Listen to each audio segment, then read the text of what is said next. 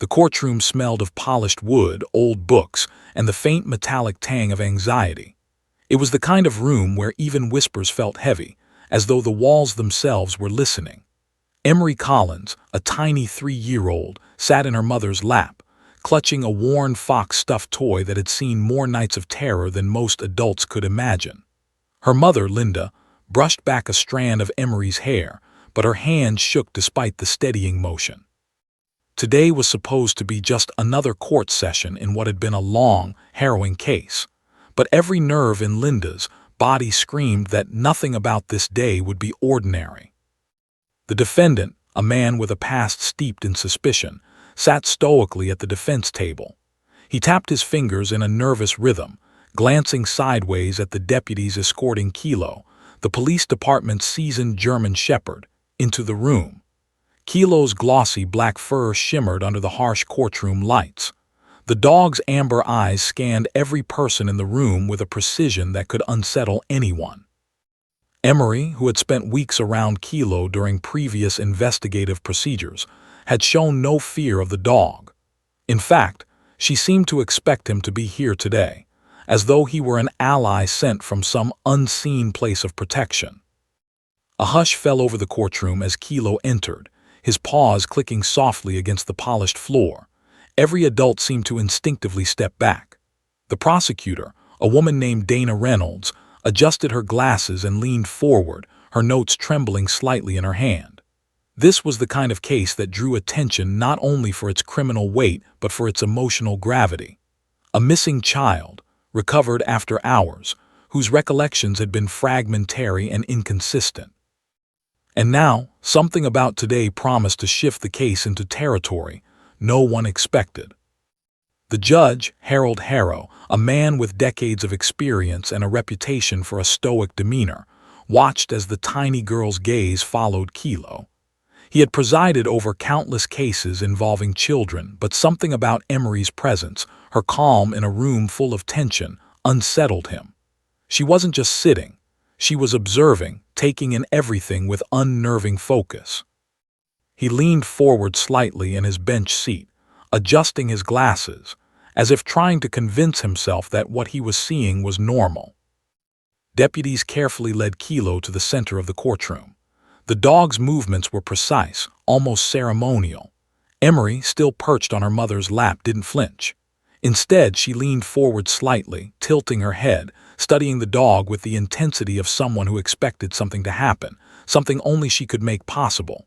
Her mother whispered under her breath, "Be brave, baby," and Emery nodded once, a solemn gesture more fitting for a miniature soldier than a preschooler.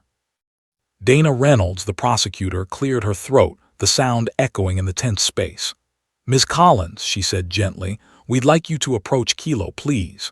Emery's mother's heart raced. She hadn't prepared for this, hadn't even known it would happen. The court clerk shuffled papers nervously, and the defendant's defense attorney frowned. Nobody knew exactly what Emery could do, if anything, but everyone had heard the rumors. The whispers from investigators, social workers, and deputies who had interacted with Emery during the investigation painted a picture of a child who was unnervingly perceptive for her age. With careful steps, Emery climbed down from her mother's lap. The polished courtroom floor felt cold beneath her tiny shoes, but she didn't hesitate. Kilo sat patiently, head cocked, tail swishing slowly. Emery reached out a trembling hand and rested it lightly on the dog's sleek fur. The room collectively exhaled, holding onto the fragile calm that seemed to balance on the edge of anticipation. Then came the whisper, 2 words, almost lost in the air, so soft that the judge leaned forward, squinting, unsure if he had heard correctly. But Kilo heard. The dog's ears twitched, his body stiffened, and his amber eyes locked onto a point at the defense table. The courtroom's energy shifted instantly. The air thickened. Deputies straightened, some exchanging glances. The defense attorney frowned, uneasy. The prosecutor's pen halted mid-note. And the judge, experienced as he was, felt a jolt of disbelief shoot down his spine. The words were simple, innocuous even, but they carried weight far beyond their syllables. Emery's lips moved silently after she spoke them, as if she had tapped into a hidden knowledge that no adult could access. Kilo reacted in a way he never had before during hundreds of investigations. He wasn't just alert, he was purposeful, a machine of instincts directed by a tiny human whisper. He stepped forward, deliberate, eyes locked. The defendant shifted in his seat, his confident facade beginning to crumble. Linda Collins clutched her daughter's hand, her breath shallow. "Emmy, what did you say?" she whispered. Emery looked back at her mother, eyes wide and steady, as if daring anyone to challenge her truth. The courtroom was silent, every pair of eyes riveted on the improbable scene unfolding before them. A 3-year-old, a police dog, and a man whose carefully constructed composure was beginning to crack under an invisible, growing pressure. Judge Harrow pounded his gavel, but the sound barely cut through the tension. "Order in the court," he barked, though even he felt unsure whether the order would restore the balance. Kilo continued his advance, slow, methodical, ears angled, nose sniffing the air with precision. The defense attorney whispered to the defendant, but his words seemed to fall flat against the weight of the moment. Nobody moved. Nobody breathed too loudly. Even the court stenographer, usually invisible behind a machine, paused, pencil hovering. Emery knelt beside Kilo, resting her head slightly against his neck. Her small hand guided him gently, almost as if she were conducting an orchestra of instincts too powerful for words. Kilo's gaze never wavered from the defendant. The man's knuckles whitened as he gripped the edges of the table. The prosecutor's mind raced. She had seen Kilo react to trained cues, sense, even memory triggers, but never like this. This was something different, something primal. Something that suggested knowledge beyond human instruction. And then, just as the courtroom seemed frozen in a tableau of disbelief and rising tension, Kilo growled. Low, guttural, warning, but not attacking. Every eye snapped to the sound. Emery's tiny fingers tightened slightly on the dog's fur. The growl seemed to ripple through the room, vibrating in every bone, every nerve. The defendant leaned back, eyes darting, voice catching in his throat. Judge Harrow's jaw tightened. "Where did she learn that?" the judge muttered under his breath, more to himself than anyone else. But it wasn't just a question of training. It was a question of intuition, of something almost impossible. Emery Collins, 3 years old, had whispered 2 words that had triggered a reaction no one could explain. And the courtroom, a place of logic, law, and procedure, suddenly teetered on the edge of disbelief. The deputies glanced at each other, silently weighing their next move. The defendant fidgeted, sweat beading on his forehead despite the air conditioning. The prosecutor's eyes darted between Emery and Kilo, recognizing that something monumental was about to unfold. The judge adjusted his glasses, swallowed hard, and leaned forward. He had seen children testify, heard eyewitnesses, observed evidence, but never anything like this. Emery's whisper had done more than draw attention. It had shifted the energy of the entire courtroom. And in that charged silence, as all attention fixed on the unlikely pair, a 3-year-old and a police dog, the judge felt it, a premonition that nothing in this case would remain ordinary, that the next few minutes would determine not just the course of the trial, but the fate of every person in the room. And then Emery whispered again, just a hint, so soft that only Kilo seemed to notice. His ears twitched. The growl deepened, vibrating in the polished courtroom like a living alarm. Judge Harrow froze mid-gavel strike, eyes widening. The room held its collective breath. What had this child said? And what was the dog about to do next? The answer was coming, but no one could have predicted it. The courtroom held its breath. Emery Collins, a 3-year-old with the composure of someone far beyond her years, had whispered words so soft, so fleeting that only Kilo, the police dog, seemed to understand their full meaning. But the reaction was undeniable. Kilo's amber eyes had gone rigid, his tail stiffening as if he had found a scent buried beneath months of dust and lies. Every muscle in his body radiated focus. Deputies instinctively tensed, hands hovering over their holsters, unsure whether to intervene. The defendant, a man with a history of manipulation and evasion, froze mid-fidget. His confident smirk had vanished, replaced by a thin line of fear. He looked at Emery, incredulous. What did you say to that dog?" he stammered, voice trembling. The words sounded almost foolish, but his eyes betrayed the truth. He was terrified of a child and a dog acting in unison against him. Linda Collins clutched her daughter tightly, feeling both pride and fear. She had raised Emery with love, caution, and vigilance, but she never imagined her little girl could command a police dog's attention with nothing but a whisper.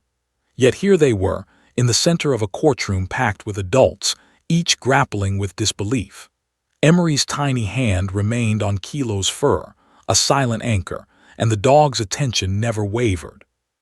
The prosecutor, Dana Reynolds, leaned forward, her pen frozen above her notes. Her heart pounded, partly with excitement, partly with the weight of responsibility. The case had been painstaking, filled with dead ends, rumors, and partial recollections from Emery. Now the evidence she had hoped to present, fragments of a child's memory, pieced together from hours of interviews, was being amplified in a way no one could anticipate. Kilo's reaction was proof beyond normal evidence. He had reacted to something Emery knew, and it mattered. Judge Harrow cleared his throat, trying to regain some semblance of order.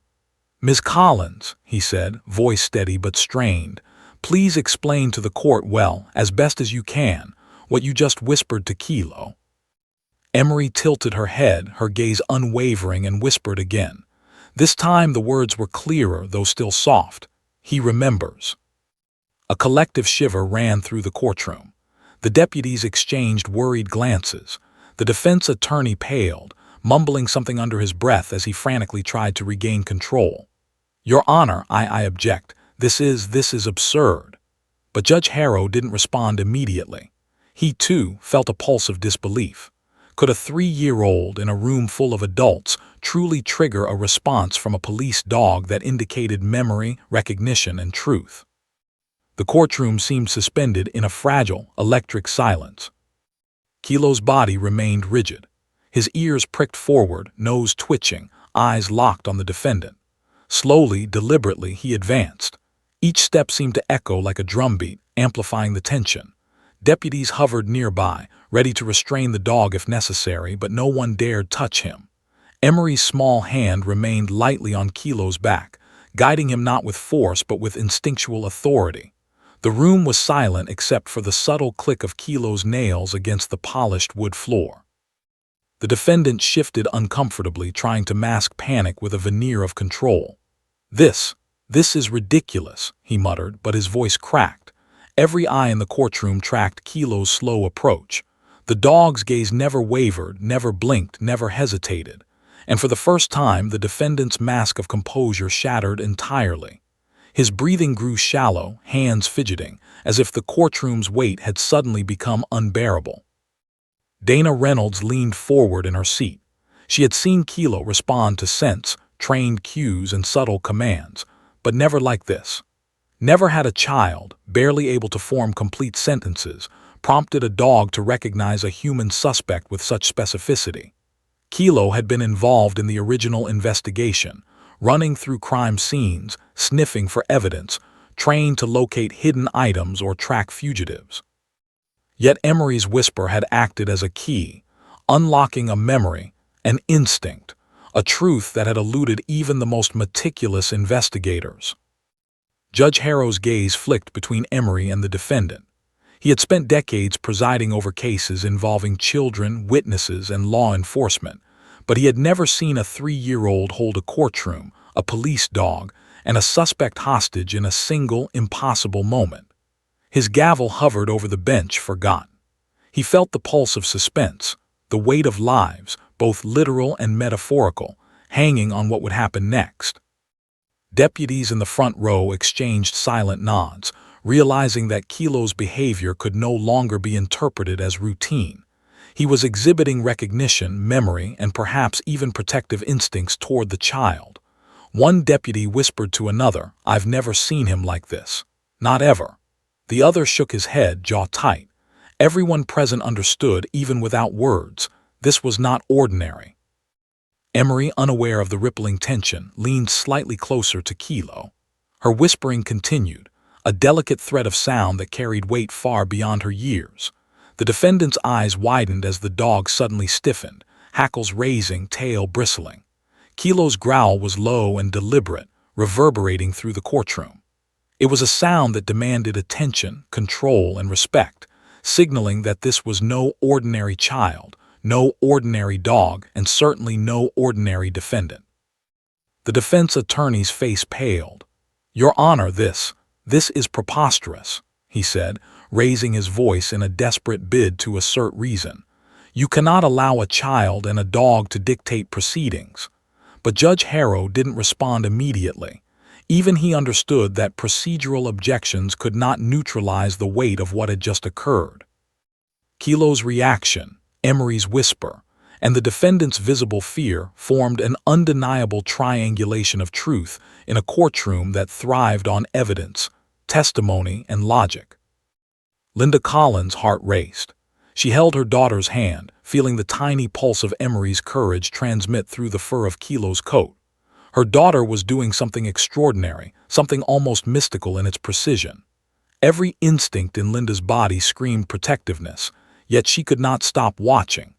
Emery, the tiny girl she had carried and nurtured, was commanding attention, recognition, and possibly justice, in a way that seemed far beyond human comprehension.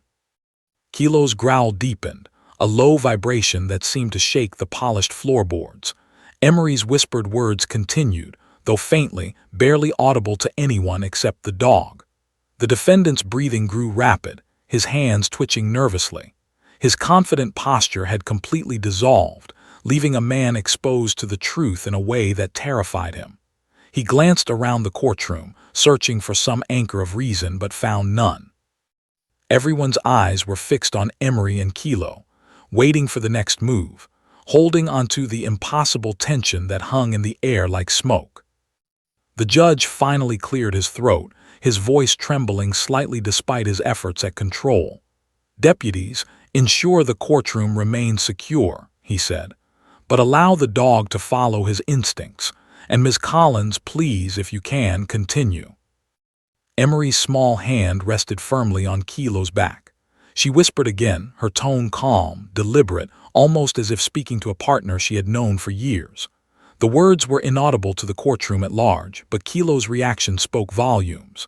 The dog stiffened further, tail lashing, eyes fixed, body poised like a trained soldier ready for action. The defendant's face turned pale, his lips pressed into a thin line. Sweat beaded at his temples.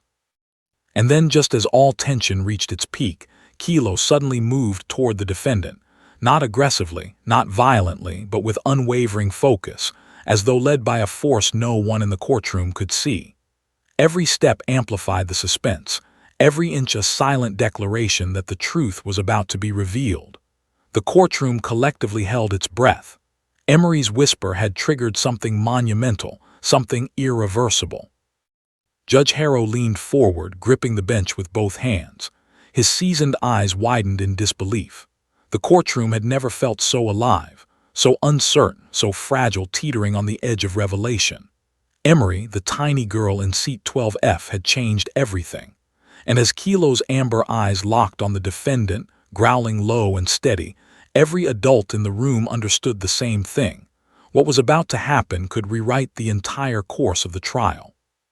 And then Emery whispered once more, only 2 words. Kilo stiffened further, hackles raised. The defendant froze, a cold dread spreading across his face. The judge's gavel hovered in midair, forgotten. And for the first time, everyone in the courtroom, deputies, attorneys, spectators, and officers alike, felt a pulse of raw, unfiltered suspense that no procedural rule, no objection, no human logic could contain. Those 2 words would change everything. The courtroom seemed suspended in time, every second stretching as Kilo's amber eyes bore into the defendant. The man's knuckles whitened on the edges of the table, sweat forming a slick line down his temple. He had stared down law enforcement, prosecutors, and even witnesses who testified against him before, but a child and a dog. That was an entirely different fear. His confident facade was crumbling, and everyone could see it. Emery Collins, no taller than the polished courtroom bench, knelt beside Kilo, her small fingers gently resting on his fur. Her eyes, wide and bright, were locked on the man in a way that made the hairs on the backs of the deputies' necks stand on end. She was calm, almost eerily so, but there was an intensity there that radiated authority and certainty. She was the one orchestrating this moment, the conductor of the tension vibrating through the room. "Judge, he remembers," Emery whispered again, just enough for Kilo to respond. The dog's growl deepened, a low, resonant sound that seemed to vibrate through the wooden floors. It was a sound that could not be ignored. Deputies instinctively moved closer, ready to act, but Kilo's attention was unwavering, precise, laser-focused on the defendant. The courtroom went dead silent, the only audible sound the faint scrape of a chair leg as the defense attorney shifted uneasily. "Your Honor," Dana Reynolds, the prosecutor, spoke, her voice steady despite the rising tension. This isn't just a reaction to a child's presence. Kilo is responding to something specific. He's identifying the suspect. And as I suspect, he's doing so based on a memory associated with a particular object or scent." Judge Harrow rubbed his forehead. He had seen Kilo work before, had seen him locate evidence, track missing persons, even respond to subtle cues during investigations, but never like this. Not in a courtroom, not triggered by a whisper, and not with a 3-year-old orchestrating the entire event. "Order," he bellowed, though even he could feel how hollow his authority sounded against the weight of what was unfolding. The defendant's breathing grew shallow, each exhale a tremor of panic. His hands shook visibly. "This is nonsense. A dog, a child. This is ridiculous." His protests were feeble against the palpable tension in the room. Every eye followed Kilo's careful steps toward him, every nerve in the courtroom alert to the low growl resonating from the dog's chest. Emery's whisper came again. "You hit it," she said softly but with unwavering certainty. Kilo's body stiffened even further, his nose twitching as if confirming the truth of her words. The courtroom collectively shuddered. Everyone knew deep down that the words weren't random. The dog wasn't reacting to her tone, her presence, or any adult instruction. He was reacting to memory, recognition, and truth. The defendant's face turned an ashen gray, his composure shattered entirely. Deputies immediately stepped forward, some instinctively reaching for the man, but Kilo did not attack. Instead, he froze just inches away from the defendant, eyes locked, nose quivering and teeth slightly bared, not in aggression but in warning. Emery gently patted his back, whispering the same 2 words that had started the chain of events. The dog tilted his head, then slowly began nudging at something beneath the defense table. The courtroom gasped as a small plastic bag emerged from under the table. A single child's sock, sealed in evidence packaging, appeared almost magically. No one had logged its arrival. No one knew how it had come to be here. Deputies immediately moved to secure it while the defense attorney's voice cracked in protest. "Your Honor, that bag is not part of the record." But Judge Harrow, leaning forward in disbelief, could only stare. He had presided over decades of trials, seen false claims, mistaken identities, even confessions, but never had evidence revealed itself in this manner. Linda Collins clutched Emery's hand, her breath shallow. She had seen her daughter through the worst moments of fear and confusion, nights when Emery would wake screaming from nightmares of that terrifying night. But seeing her now, commanding attention, commanding truth, was something entirely new. Emery's tiny frame seemed impossibly powerful. The girl who had been found wandering a park after her disappearance, unable to describe the man who had tried to take her, now stood in the center of a courtroom, guiding a police dog to reveal hidden evidence. The defendant paled further, his voice trembled. I don't know where that came from. That's not mine." His words were weak, unconvincing. Every observer in the room could see the cracks in his denial. The dog, guided by Emery's whispers, had uncovered something no adult had located, and the man's terror was palpable. Dana Reynolds stepped closer, her voice calm but cutting through the tension. The sock was missing from the night of the incident. It's tied to the victim's belongings. You said it wasn't there, but the dog has just retrieved it from your proximity. How do you explain that?" The defendant's hands trembled on the table. He shook his head, unable to form a coherent sentence. His confident veneer was gone, replaced by raw, exposed panic. I don't," he stammered, eyes darting between Emery, Kilo, and the deputies. The courtroom held its breath again, waiting for what would come next. Emery's tiny hand patted Kilo's side once more. She whispered the words again, though so softly most adults couldn't hear. Kilo's reaction was immediate. He nudged the evidence bag toward her, his growl subsiding slightly as if confirming that Emery's instincts were correct. Emery shook her head slightly, her small brows furrowed, then whispered again, "He knows." The courtroom collectively froze. Judge Harrow leaned forward, gripping the bench with both hands. Deputies and attorneys exchanged stunned glances. The dog had just indicated the defendant's guilt in a manner no human testimony or forensic evidence could replicate. Kilo's instincts, coupled with Emery's remarkable recollection, were exposing the truth in a tangible, undeniable way. "Your Honor," Dana Reynolds said carefully, "the child's observations combined with Kilo's reactions create a direct link to the defendant. I believe this changes the context of evidence and may lead to the recovery of additional items."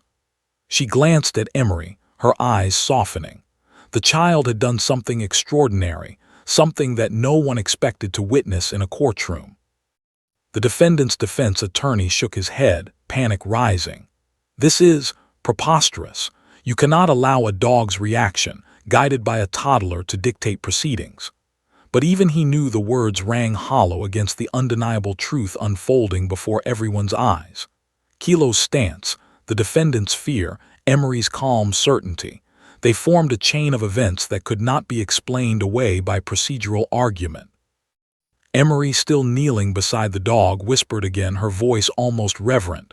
"He told me," she said. "He said if I didn't stop crying, he'd take me, and he dropped something." Her eyes met the defendant's. "Something important." Gasps echoed. Deputies leaned forward. Judge Harrow's hand trembled slightly as he held the gavel. The courtroom waited, taut with anticipation. The 3-year-old had not only identified guilt, but hinted at further hidden evidence. And Kilo, responsive to her words, had confirmed it. The defendant's face turned pale, his breathing uneven. His protests dissolved into frantic mutters.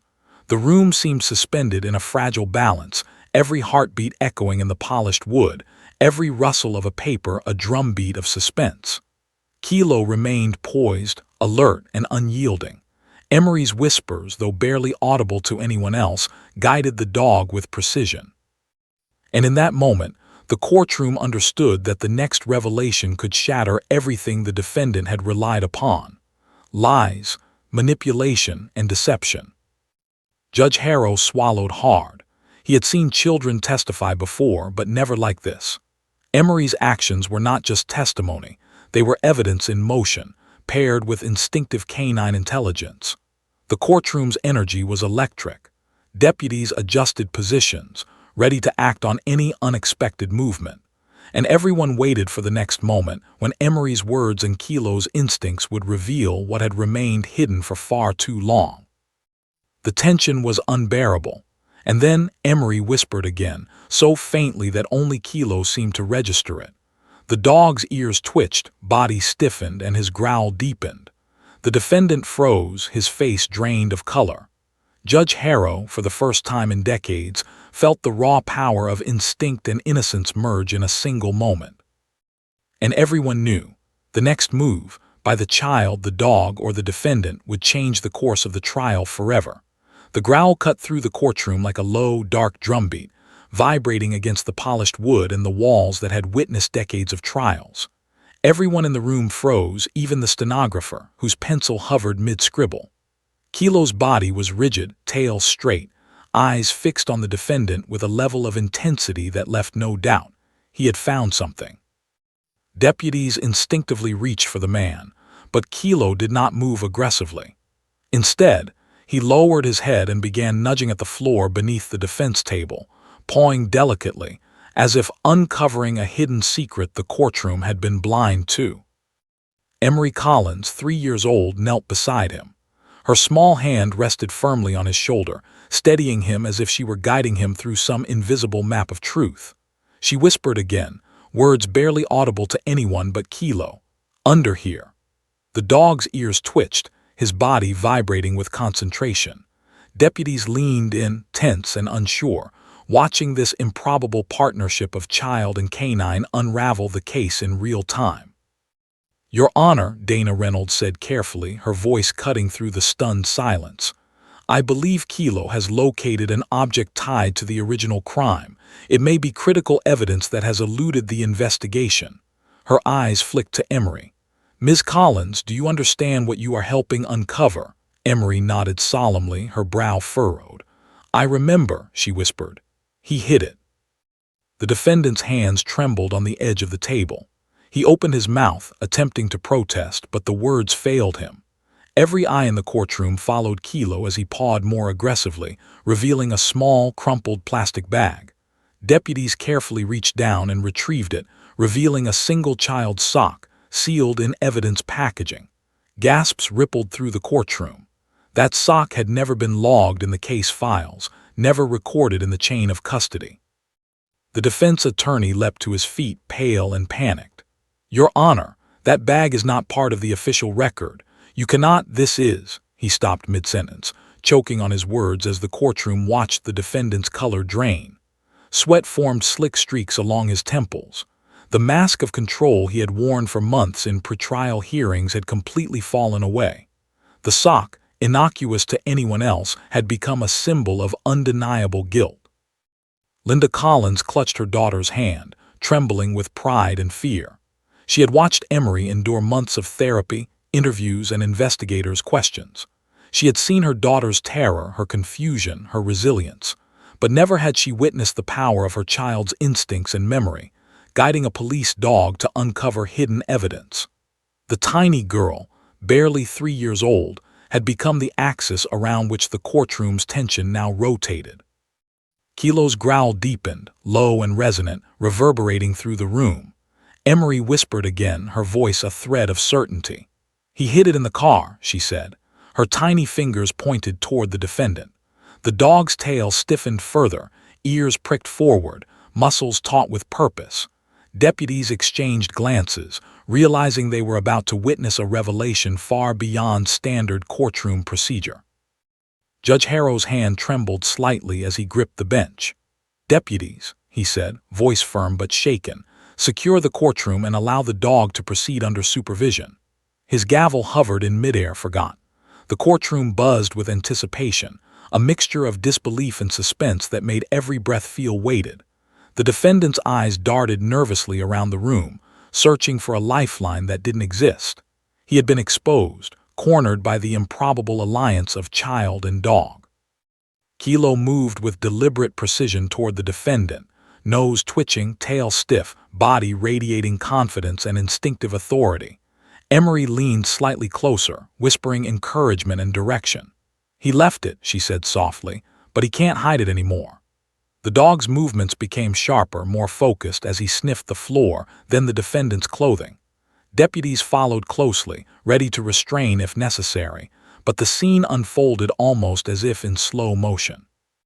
The defendant's panic grew, his breaths coming in shallow, quick gasps.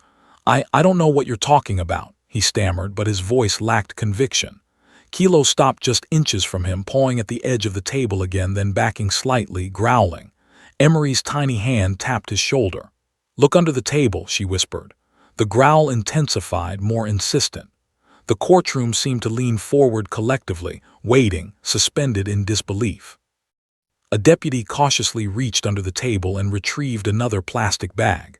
Inside were several small items, a torn piece of clothing, a child's toy, and a folded piece of paper. The courtroom gasped again. These were items never recovered during the initial investigation, never logged in police files. They had been hidden by the defendant, forgotten only because of oversight, until now, a child and a dog had unearthed them. The defendant's face went pale, his knees visibly trembling beneath the table. This I didn't. He could not complete the sentence. Every adult in the courtroom felt the weight of the moment. A tiny girl, a seasoned dog, and the unraveling of months of lies and concealment. Dana Reynolds leaned forward, voice calm but sharp. Your Honor, this evidence directly ties the defendant to the initial incident. The items recovered are critical for establishing the facts of the case. Judge Harrow swallowed hard, adjusting his glasses. He had never seen anything like this in his career.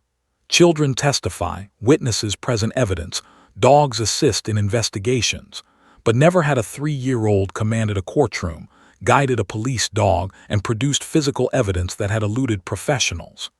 Ensure the items are logged and secured immediately, he said. His voice wavered slightly, betraying the astonishment even a seasoned judge could not hide. The defendant slumped in his chair, his confident demeanor gone entirely. Deputies restrained him just in case, though his panic seemed to immobilize him more effectively than any handcuffs could. Emery knelt beside Kilo, whispering once more, guiding him with precision.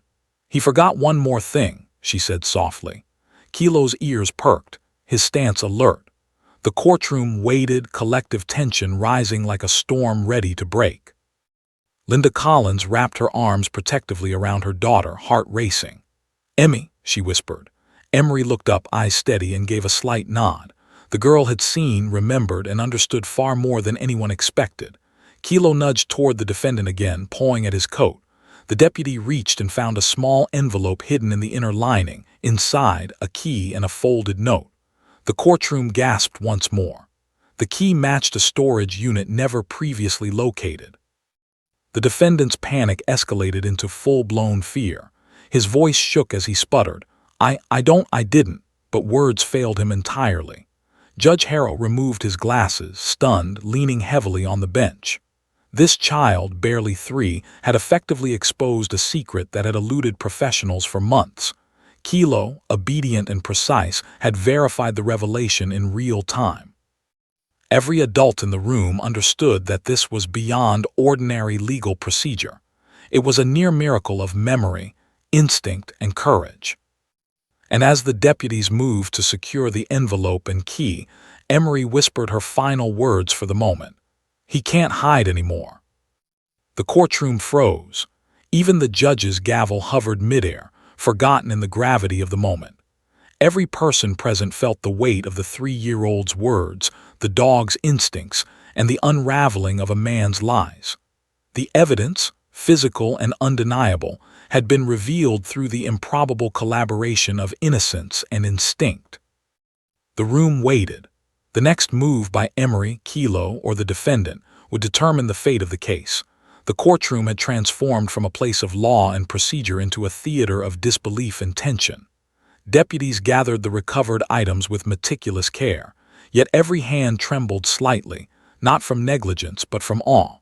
Emery Collins, 3 years old, remained kneeling beside Kilo, her small hand resting on his thick fur. Her eyes, wide with quiet determination, tracked the defendant like a hawk. Every person present felt the weight of her gaze, a gaze that seemed to see beyond appearances, beyond lies, into the very essence of truth. The defendant shifted uneasily, his hands clasping and unclasping on the table. His confident mask, the one he had carefully maintained through months of investigation and hearings, had completely melted away. Sweat beaded on his brow. "This is impossible," he muttered, voice shaking. "A dog, a child, this is." But even his own mind recoiled at the absurdity of his words. The room waited, every breath frozen, for the next action that would reveal whether this tiny girl and her canine companion would uncover the final pieces of his deception. Kilo growled softly, low and resonant, his body tensing as he nudged another small item from beneath the table. The courtroom collectively leaned forward, the sound of the growl vibrating through polished wood floors, echoing off walls that had never witnessed such a spectacle. Emery whispered, her tone calm yet firm. He hid more in his coat. The dog's ears twitched, his nose flexing as if sniffing secrets invisible to the human eye. Deputies moved cautiously, ready to act if necessary, but Kilo's focus remained unbroken. The tiny envelope in the defendant's coat lining had already been discovered, revealing a key and a folded note, items linking him to a storage unit investigators had never located. Now, with Emery's quiet guidance, the dog pawed toward another part of the coat. A second envelope slipped free, landing softly on the floor. Gasps rippled through the room as the stenographer paused mid-note, capturing the scene with the urgency of disbelief. Emery whispered again, softly enough that only Kilo seemed to register the words. He lied about the phone. The dog's hackles rose slightly, and he pawed at a hidden pocket in the defendant's jacket. Deputies followed immediately, carefully removing a small mobile phone that had been turned off for months. The prosecutor's eyes widened. This phone, along with the items discovered earlier, could provide a timeline, call logs, and photographic evidence that the defendant had painstakingly tried to bury. The defendant's breathing grew rapid, shallow, almost panicked. He trembled in the chair as his attorney's attempts to interject fell flat. "Objection! Your Honor, this is..." But the words fell into a room consumed by suspense. Judge Harrow had risen slightly from his seat, leaning forward, spectacles slipping down the bridge of his nose. He had seen extraordinary courtroom moments before, but never anything approaching this level of improbable revelation. A toddler, a police dog, and a cascade of newly unearthed evidence had turned the trial on its head. Linda Collins held her daughter tightly, feeling a mixture of pride, fear, and awe.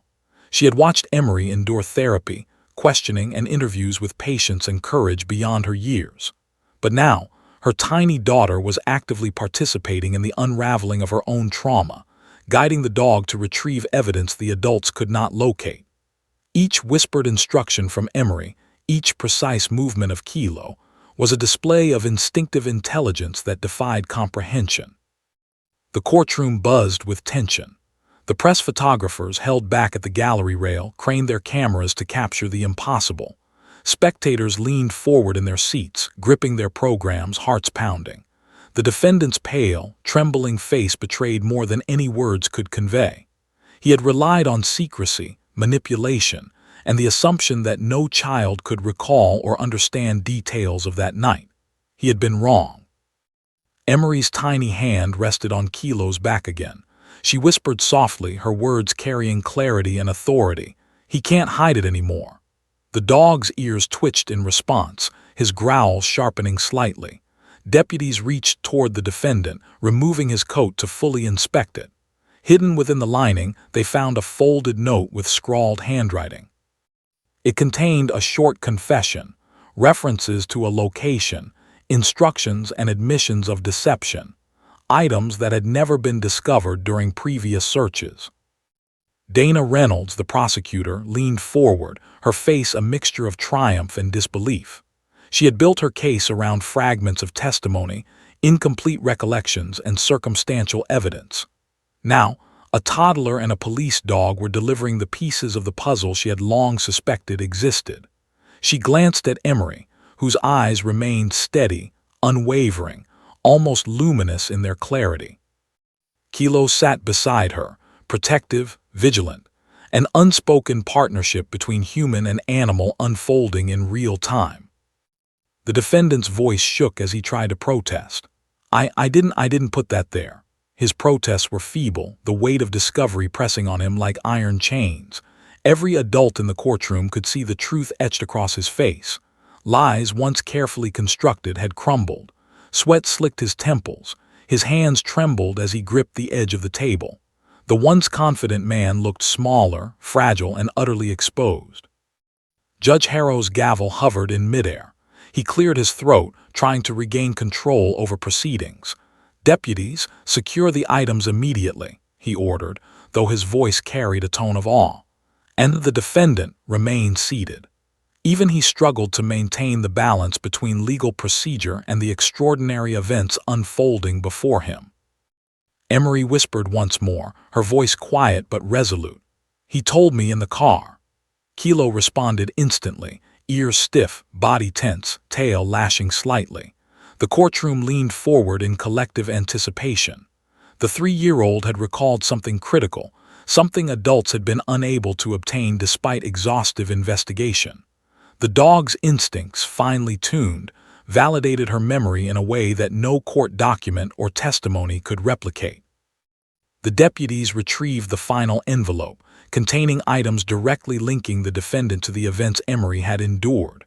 A crumpled photograph, a small keychain, and a scribbled note were carefully logged as evidence. The courtroom erupted in whispered astonishment. The defense attorney's face was pale, jaw tight. Words failed him. He could no longer mask the enormity of what had occurred.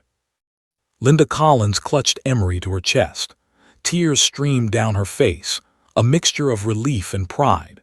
Her daughter had faced unimaginable trauma and now, at the center of a courtroom packed with tension, had acted with courage, precision, and clarity. Emery's whispers had guided a trained police dog to recover the items that proved the defendant's guilt beyond question. Judge Harrow removed his glasses, rubbing his eyes. This is extraordinary," he muttered, more to himself than anyone else.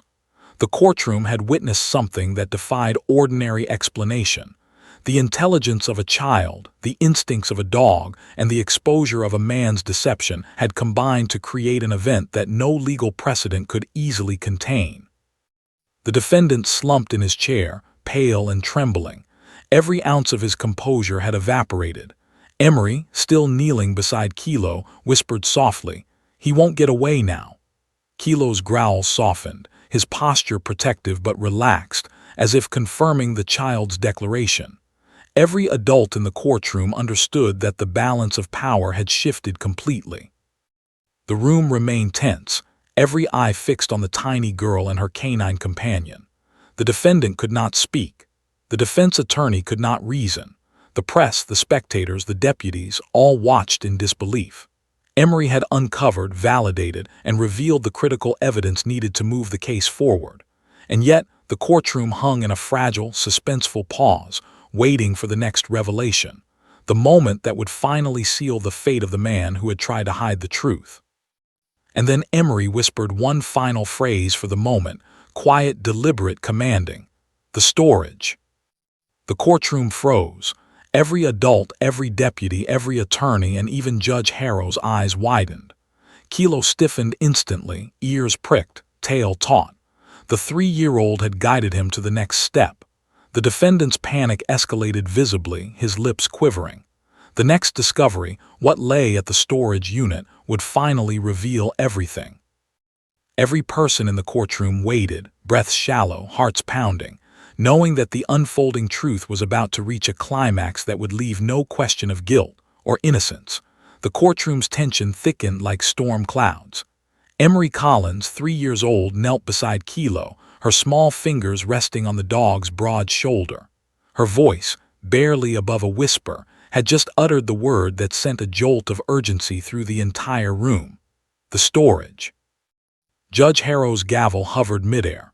Deputies exchanged glances, the kind that silently said, "This is bigger than anything we've encountered before."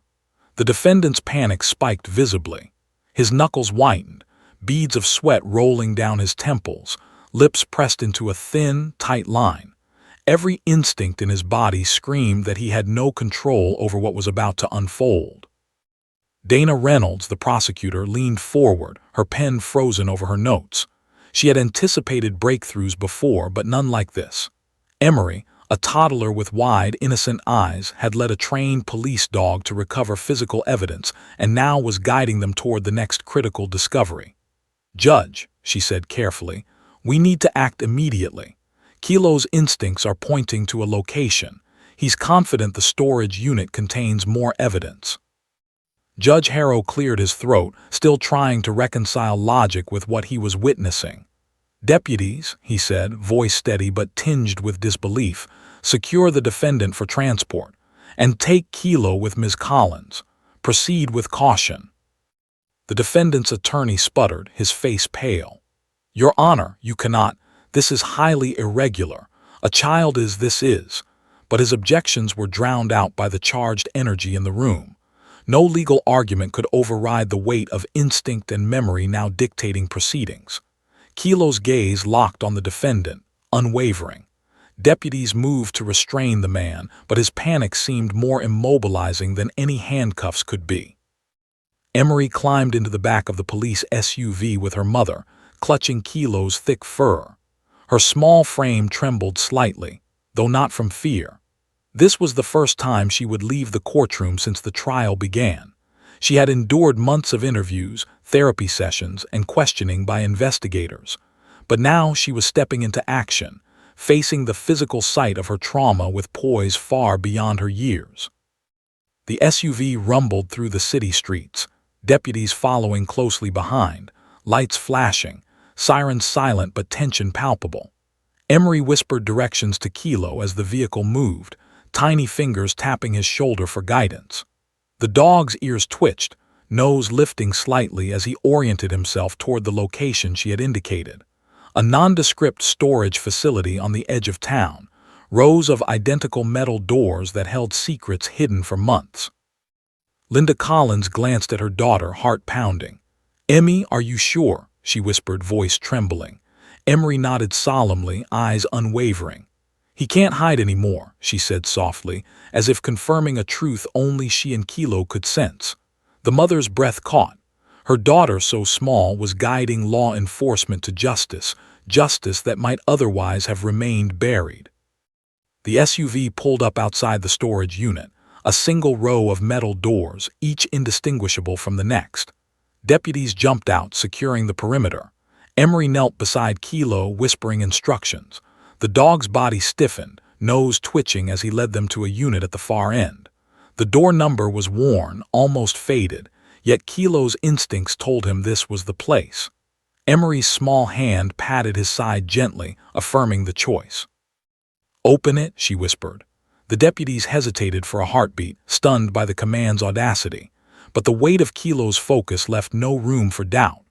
The lock clicked, metal door creaking open to reveal darkness inside. The air smelled of dust, mildew, and neglect, the kind of space that held forgotten secrets.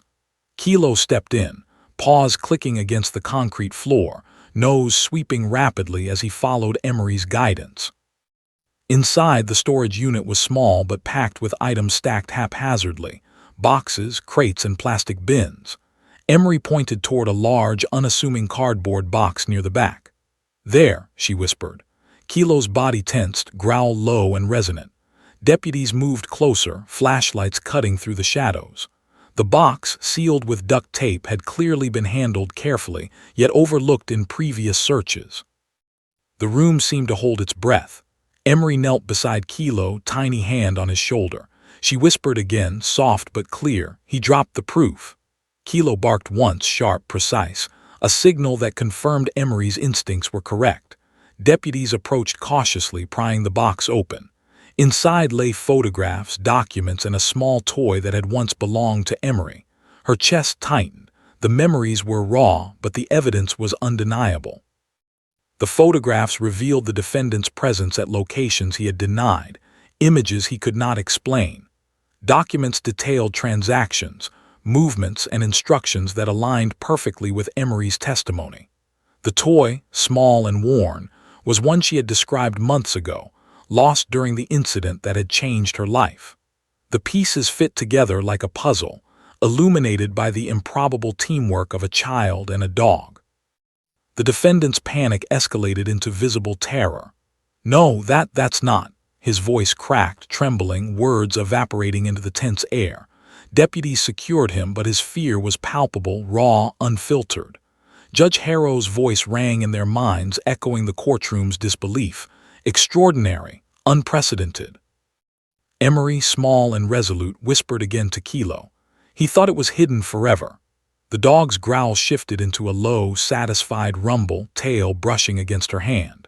They had done it. The evidence that had been lost, concealed, or overlooked for months was now in law enforcement hands. Emery's voice, steady yet filled with a child's quiet power, had guided Kilo with unerring precision. Linda Collins knelt beside her daughter, tears streaming. "Emmy, you were incredible," she whispered, voice trembling. Emery's tiny nod was all the acknowledgement she offered. She understood the magnitude of what had just occurred, even if the words to describe it had yet to form. Deputies carefully packaged the evidence, ensuring nothing was disturbed. Kilo sat vigilantly beside Emery, protective, proud, obedient. Every officer, every observer felt the weight of what they had just witnessed. A toddler had recalled, guided, and validated the recovery of critical evidence. A dog had executed instincts and training beyond what any adult could command. Together, they had exposed the truth. Back in the courtroom, the news of the recovered items began to ripple. Spectators whispered, attorneys muttered under their breaths, and Judge Harrow stared at the empty bench where Emery and Kilo had once been, realizing that the child's courage and insight had permanently altered the trajectory of the case. The defendant, still restrained, trembled as deputies led him away, fully aware that the final proof of his deception had been uncovered. His eyes darted to where Emery and Kilo had been moments ago, panic and disbelief etched across his face. The courtroom, filled with law enforcement, press, and spectators, seemed to collectively hold its breath. And then Emery whispered once more, so faint that only Kilo heard it, "He can't hide from anyone now."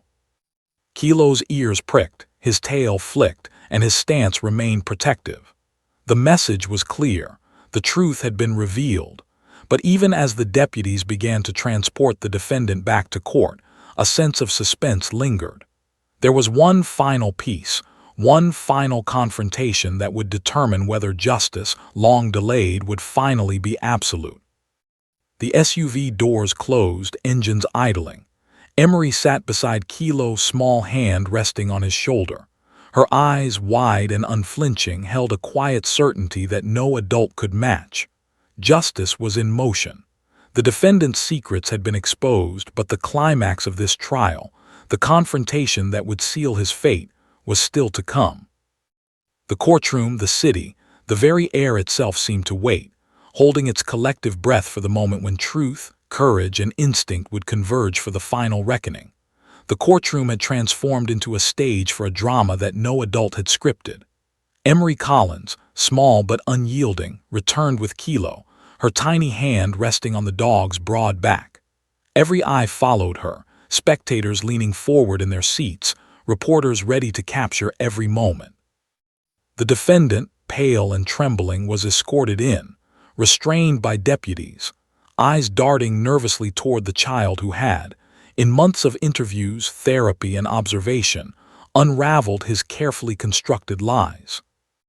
Judge Harrow rose, his gavel hovering, spectacles slipping slightly down the bridge of his nose. "Let us proceed," he said, voice steady but layered with awe. "Ms. Collins, you may take the stand once more. Please tell the court what you discovered with Kilo."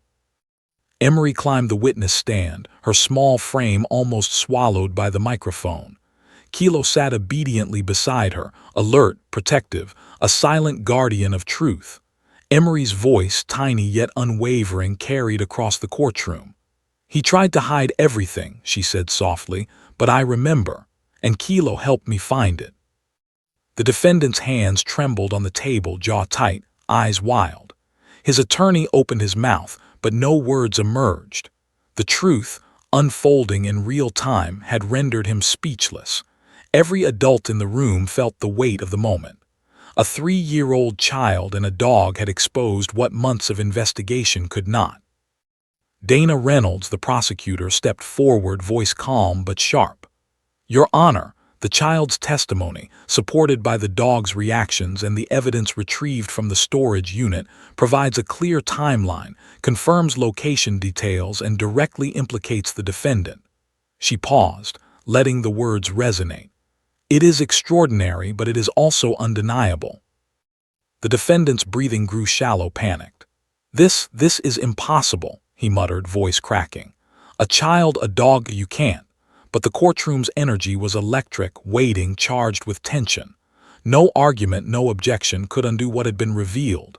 Emery's eyes, wide and unwavering, locked onto the man. She had seen fear before in dreams and nightmares, but this was different. This was exposure, truth laid bare. Judge Harrow leaned forward on the bench. "I have presided over countless trials," he said, voice measured yet tinged with astonishment, "but I have never witnessed anything like this. Ms. Collins, please describe the sequence of events leading to the recovery of evidence." Emery recounted the nights, the fear, the hidden objects, the whispers to Kilo, her small fingers tapping the dog's side for guidance. She described the storage unit, the hidden envelopes, the photographs, the notes, each detail precise and remarkably coherent for a child so young. Kilo responded to every cue, nudging, growling, or sitting alert, validating every word without fail. The courtroom leaned in, collectively holding its breath. Spectators shifted in their seats, reporters scribbled furiously, deputies and officers exchanged glances that said without words, "This is unbelievable, but it's happening." The defendant's face drained of color. His voice grew higher, tremulous. I did that, that's not." But even he could feel the impossibility of his position. Lies had crumbled. Secrets had been unearthed by a child and a dog, evidence retrieved from places he had assumed were safe. Panic overtook him, his body rigid with terror. Dana Reynolds rose slowly, addressing the court with a quiet intensity. "Your Honor, this child's testimony, combined with Kilo's responses and the recovered evidence, forms a complete chain.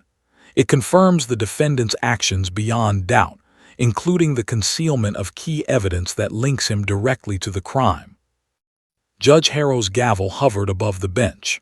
The courtroom had gone silent, every adult, deputy, attorney, and spectator gripped by the gravity of the moment.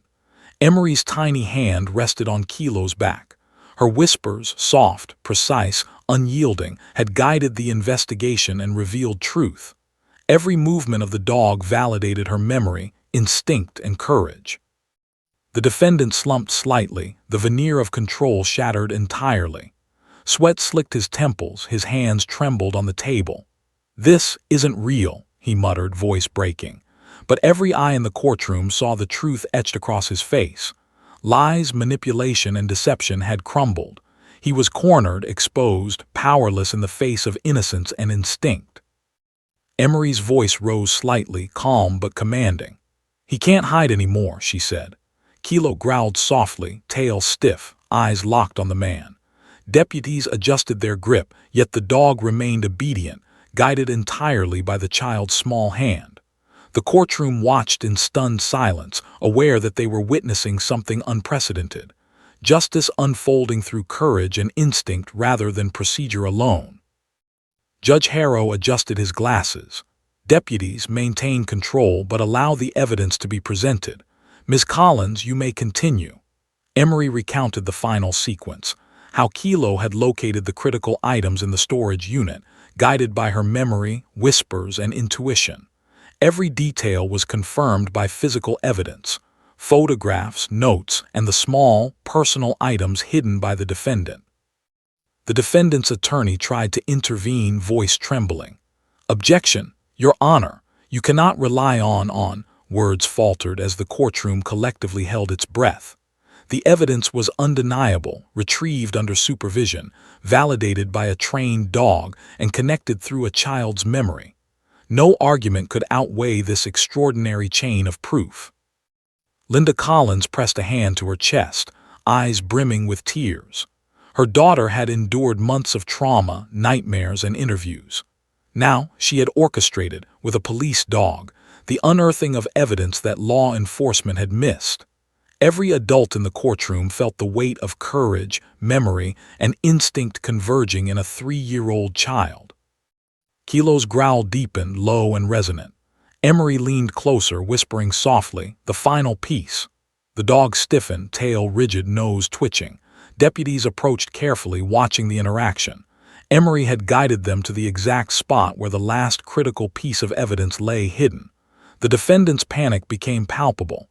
His chest heaved, lips quivering.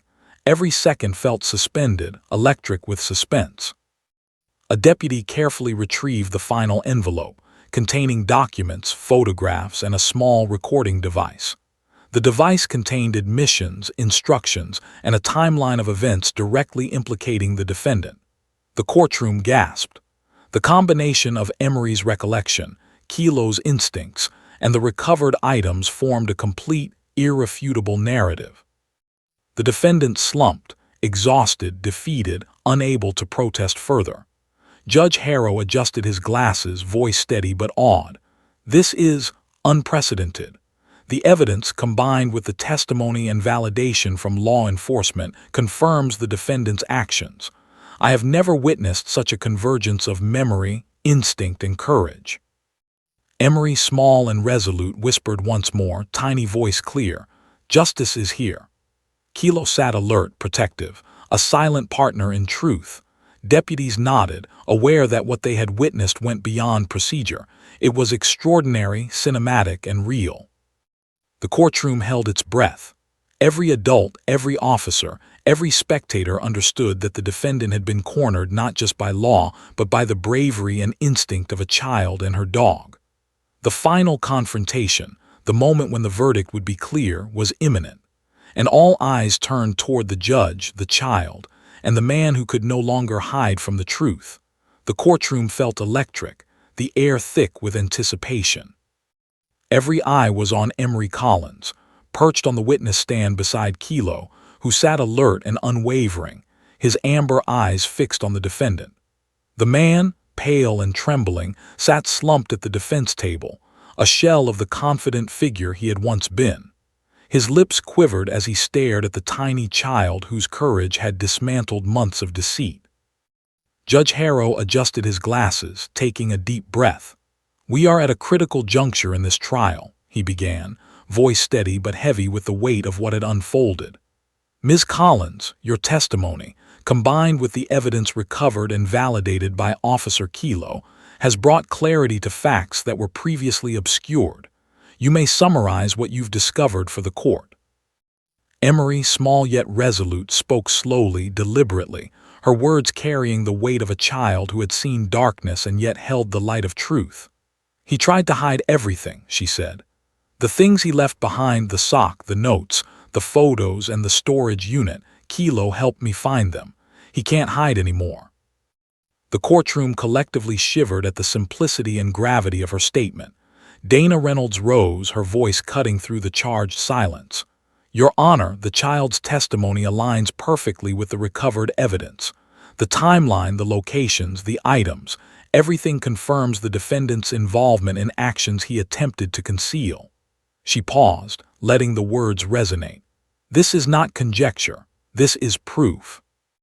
The defendant's eyes darted around the courtroom, searching for some invisible escape, some loophole that could shield him from the inevitability closing in. But there was none. His breaths came in short, panicked gasps. His face was pale, lips quivering, hands trembling on the table.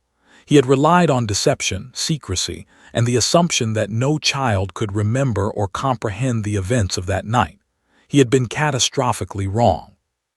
Emery's mother, Linda Collins, gripped the edge of the bench, tears streaming down her face. She had watched her daughter endure nightmares, therapy sessions, and countless interviews. Now she watched Emery embody courage and determination, guiding a police dog to recover the physical evidence that would secure justice. Her heart swelled with awe, fear, and relief, all at once. Kilo shifted slightly, tail sweeping the floor, eyes never leaving the defendant. Every movement of the dog carried a silent authority, a validation of Emery's recollections. The courtroom understood instinctively. This was more than testimony. This was truth, guided by memory, courage, and loyalty. Judge Harrow's gavel hovered midair. He cleared his throat, struggling to maintain procedural composure while acknowledging the unprecedented nature of the events before him. "Deputies, please present the recovered evidence in sequence and ensure all items are logged. The court must review each item for confirmation." A deputy stepped forward, carefully displaying the sock, the notes, the photographs, the toy, and the items retrieved from the storage unit. Each piece of evidence sparked whispers among the spectators, their significance clear even to those unfamiliar with the case. Every item, every detail had been uncovered through the partnership of a child and a dog, and the courtroom felt the gravity of it. Dana Reynolds spoke again, her voice precise. Your Honor, each piece corroborates Ms. Collins' memory, the dog's instincts, and the defendant's presence at key locations. The chain of evidence is unbroken. The facts are clear, and the defendant's guilt is corroborated through multiple, independent channels. The defendant's lips trembled.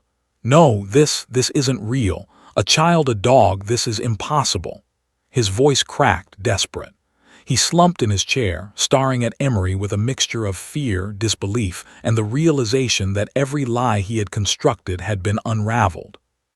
Judge Harrow leaned forward, gavel in hand.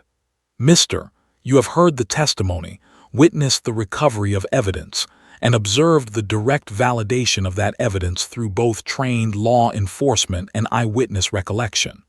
Do you have anything further to say in your defense? The defendant opened his mouth, but words failed him. His jaw tightened, hands trembling on the table.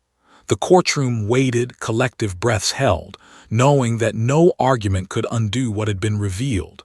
Every adult present recognized the finality of the moment. Emery's voice, small yet unwavering, cut through the tension. He can't hide. He can't lie. Justice is here. Kilo shifted beside her, growl low and protective, as if emphasizing the weight of her words. The courtroom felt the power of her declaration, the certainty of truth delivered with innocence, courage, and instinct. Judge Harrow's voice, measured and solemn, broke the suspense. The evidence, testimony, and corroboration are undeniable. This court finds that the defendant's attempts to conceal critical facts have been exposed through the extraordinary efforts of a child witness and a trained law enforcement dog. The actions of Ms. Collins and Officer Kilo have brought clarity to a case that might have otherwise remained obscured. The defendant's eyes widened in panic. His shoulders slumped, lips parting in a silent gasp. Deputies moved to secure him for transport, but his fear was already a visible restraint. Every heartbeat seemed amplified in the room as the courtroom processed the magnitude of what had just occurred. Emery looked toward her mother, who nodded gently, tears of pride and relief streaming down her face. You did it, Emmy, she whispered softly. Emery's lips quivered slightly, but she nodded, tiny hands still resting on Kilo's back. She had faced fear, trauma, and uncertainty, and in this room she had commanded attention, guided truth, and revealed what had been hidden. Dana Reynolds addressed the court one final time, her voice steady but resonant. Your Honor, the combination of child testimony, canine validation, and recovered evidence establishes the defendant's actions beyond reasonable doubt. We request that sentencing proceed without delay. Judge Harrow removed his glasses, voice firm yet tinged with awe. This court has witnessed something extraordinary today. The courage of a child and the instincts of a police dog have illuminated truth in a manner unprecedented in my decades of service. The defendant's actions have been fully exposed, and justice will proceed accordingly. The defendant's shoulders sagged, resignation and terror etched into every line of his face. No words could absolve him now. The weight of discovery, exposure, and undeniable evidence pressed down with crushing certainty. He was powerless, stripped of pretense, caught in a chain of truth that could not be broken. Emery's voice rose slightly, calm and clear. Justice is here. He can't hurt anyone anymore. Kilo's tail brushed her hand, a silent confirmation. Deputies secured the evidence, ensuring nothing was disturbed, every item meticulously logged. The courtroom remained tense, breathless, aware that what they had witnessed transcended ordinary procedure. Linda Collins held her daughter, tears streaming freely. You were amazing, she whispered, voice breaking. Emery's small nod was all the acknowledgement she offered. She had guided a dog, uncovered evidence, and faced a man who had tried to erase her trauma. The courtroom had witnessed courage, precision, and the unstoppable power of truth. Judge Harrow's gavel fell finally, striking the bench with authority and finality. The defendant is hereby remanded. The sentencing will reflect the full extent of the law. The court acknowledges the extraordinary role of Ms. Emery Collins and Officer Kelo in uncovering the truth. Gasps, murmurs, and quiet applause rippled through the courtroom. Emery, small yet triumphant, looked at Kelo and patted his side. The dog leaned into her touch, ears flicking, eyes alert. Together, they had revealed a truth that no adult could have unearthed alone. The courtroom understood silently that justice had been served through courage, memory, and instinct. The defendant was led away, still pale and trembling, powerless against the tide of truth. Emery watched, small hands clutching Kelo's fur, eyes wide but serene. She had faced fear, guided discovery, and secured justice. Every adult in the room felt the magnitude of her courage. As the courtroom emptied, Judge Harrow remained seated for a moment, absorbing the extraordinary events he had witnessed. He whispered to himself, more in awe than in judgment, "A child and a dog and justice is done." Outside the courtroom, reporters scrambled to capture the story. Spectators whispered about the bravery and precision of the tiny girl and her loyal companion. The tale of Emery Collins and Kelo, the 3-year-old and the police dog who had unraveled months of lies and hidden evidence, would echo far beyond the city, a story of courage, truth, and the unyielding power of innocence. And Emery, small but unstoppable, whispered one final time as she left the courtroom, Kelo at her side, "No one can hide anymore." The dog barked softly, tail wagging, the perfect punctuation to a story that had begun with fear, darkness, and silence, and ended with courage, truth, and justice fully realized.